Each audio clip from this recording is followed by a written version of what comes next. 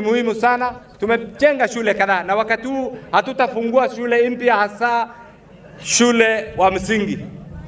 Tunataka tupatie infrastructure, tujenge zile shule 35. Mwalimu mko hapa. Hatutajenga new school, wale watu ya CDF wasikie.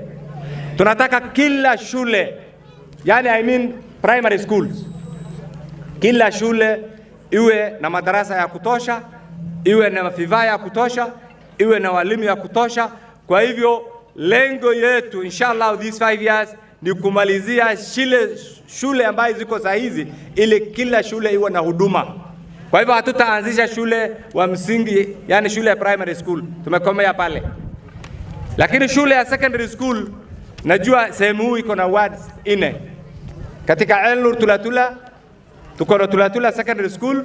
Tuna mpangilio ya wakati huu inshallah this financial year tuwapatie shule ya